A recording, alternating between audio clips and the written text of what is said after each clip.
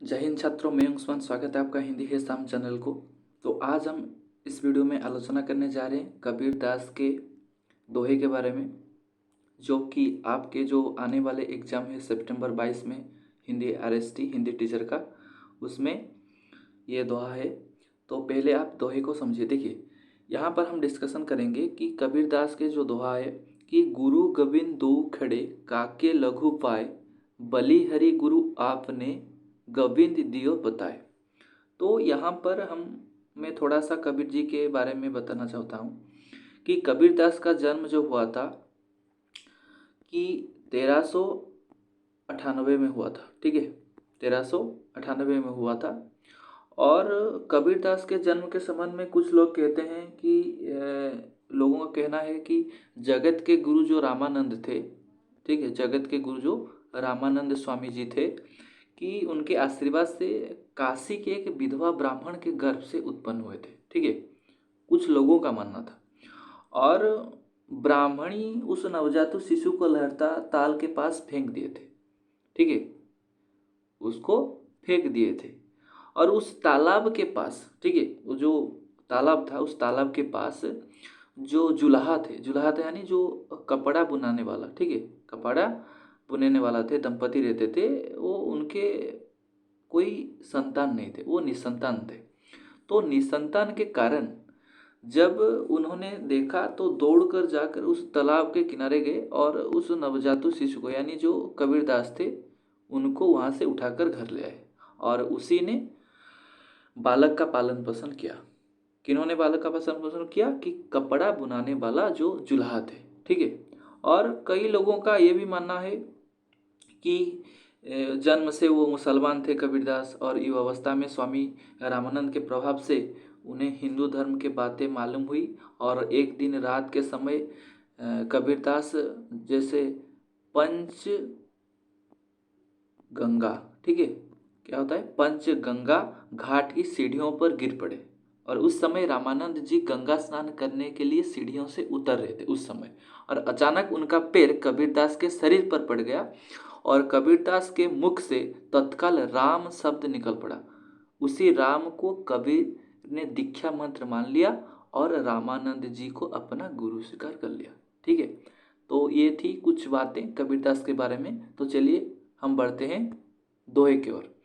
तो यहाँ पर लिखा गया है कि गुरु गोबिंद दो खड़े काके लघु पाए, बलिहरि गुरु आपने गोविंद दियो बताए। इसका मतलब है कि कबीरदास कह रहे हैं, माना कि कबीरदास इतने ज्ञानी नहीं थे, उनके पास उतना धन नहीं था पढ़ने के लिए। ठीक है, जो उनके पिताजी थे वो काफ़ी पैसे नहीं दे सकते थे उनको पढ़ाई के बारे में, इसलिए उन्होंने पढ़ाई यानी कम किया था, यानी वो पढ़ाई के बारे में ज़्यादा इतना मालूम नहीं था उनको।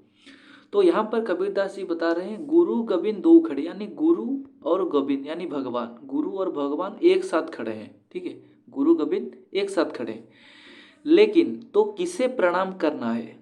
तो गुरु गोबिंद, गुरु यानी जो शिक्षक, गुरु यानी जो शिक्षक हमें पढ़ा रहे हैं, और गोबिंद यानी भगवान। ठीक है, गुरु गोबिंद दोनों खड़े हैं और काके लघु पाए यानी एक साथ खड़े हैं। तो किसे प्रणाम करना चाहिए? गुरु अथवा गोविंद को कह रहे हैं कि ऐसी स्थिति में गुरु की श्री चरणों में शीश झुकाना उत्तम है, क्योंकि गुरु यानी शिक्षक हमें ऐसे मार्ग दिखाते हैं ताकि हम जीवन में कुछ कर सके। तो यहाँ पर कबीरदास ये बता रहे हैं कि अगर दोनों खड़े हैं तो हम किसके चरण में प्रणाम करें, किसको छुएं। ऐसी स्थिति में गुरु के श्री चरण से शीश झुकाना यानी मस्तक झुकाना ही उत्तम समझते हैं, क्योंकि यहाँ पर जो शिक्षक होते हैं, गुरु होते हैं, वे एक होते हैं जो कि हमें गोविंद का दर्शन करने का सौभाग्य प्राप्त मिलता है हमें।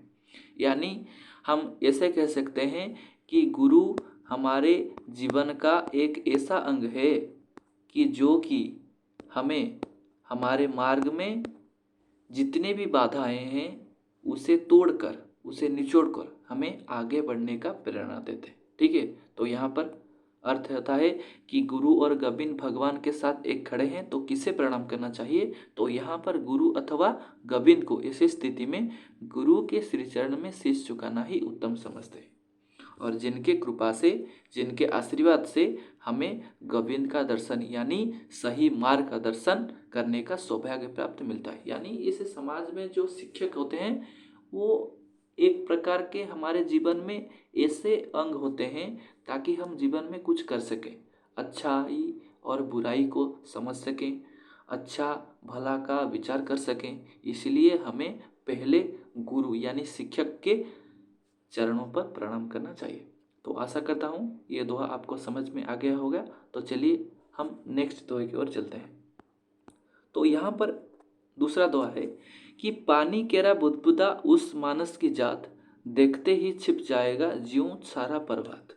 तो यहाँ पर कबीरदास जी कहते हैं कि पानी केरा बुदबुदा उस मानस की जात यानी प्रकृति है किसकी, कि मनुष्य के जीवन पानी के बुलबुले के समान है। आप देखते होंगे कि जब बारिश होती है तो बारिश होने के समय क्या होता है कि छोटे छोटे बूंद जो होते हैं नीचे गिर जाते हैं, ठीक है, नीचे गिर के वो फट जाते हैं। उसी प्रकार मनुष्य के जीवन के पानी के बुलबुल के समान है, पानी के बुलबुल के प्रकार है। जिस तरह बारिश होने से क्या होता है, जो बूंदे होते हैं बूंदे गिरकर टूट जाते हैं, उसी प्रकार थोड़ी सी देर में नष्ट हो जाता है। हमें मालूम नहीं होता हमारा जो जीवन है हम कब खत्म हो जाएगा, कब हम मर जाएंगे, हमें मृत्यु कब मिल जाएगी, हमें ये तो हमें मालूम नहीं है। इसलिए यहाँ पर कह रहे हैं कि हमारा जो जीवन है ना वो पानी के बुदबुदे यानी बुदबुदा, यानी कब हमारा जो जीवन खत्म हो जाएगा हमें मालूम नहीं है। तो यहाँ पर फिर कहते हैं दिखते ही छिप जाएगा ज्यों सारा प्रभात, यानी प्रभात के समय यानी सुबह के समय जब सुबह होता है, जब शुभ होता है तब क्या होता है, प्रातः काल में तारागण प्रकाश के कारण छिप जाते हैं। यानी सूर्य किरण पड़ने से ही आकाश में जो तारे रात को टिमटिमाने लगते हैं उनका प्रभाव सुबह यानी प्रातः काल में नहीं रहता। उसी प्रकार हमें जीवन में कभी भी गर्व नहीं करना चाहिए जिस प्रकार लोग करते हैं। एक हमें सज्जन पुरुष की तरह रहना चाहिए और गर्व नहीं करना चाहिए, क्योंकि कब हमारा जो जीवन है खत्म हो जाएगा उस तारों की तरह हमें मालूम नहीं है। तो आशा करता हूँ ये भी दोहा आपको समझ में होगा। फिर चलते हम आगे दोहे पर। तो यहाँ पर कबीरदास जी कहते हैं कि माटी कहे कुम्हार से तू क्या रोंधे मोहे, एक दिन ऐसा आएगा मैं रोंधूंगी तोय। तो यहाँ पर जो ये दोहा है ये बहुत कुछ सिखाती है हमें कि समाज में ऐसे भी लोग होते हैं जो गर्व करते हैं, ठीक है, अवसर पाने के साथ साथ कुछ लोगों को नीचा दिखाते हैं। तो यहाँ पर ये कह रहे हैं कि कोई भी चीज़, कोई भी जीवन, कोई भी प्राणी छोटा नहीं होता। तो माटी कहे कुम्हार से तू क्या रोंधे मोही, यानी अर्थात माटी यानी कुम्हार की काल्पनिक वार्ता के वर्णन करते हुए कबीर जी कहते हैं कि जैसे कुम्हार मिट्टी को रोंधता है यानी मिट्टी को गढ़ता है, नई तरह का आकार देता है, ठीक है, उसी मनचाहा आकार देता है, उसी प्रकार एक दिन यह अवसर मिट्टी को भी मिलेगा कि जब जीवन का पश्चात कुम्हार का नश्वर शरीर मिट्टी में मिल जाएगा। यानी यहाँ पर मिट्टी कह रहा है कि तू आज जिस प्रकार मुझे रोंद रहा है, मुझे मनचाहा आकार दे रहा है, उसी प्रकार एक दिन ऐसा भी आएगा कि मैं भी तुझे आकार दे दूंगा इस जीवन में।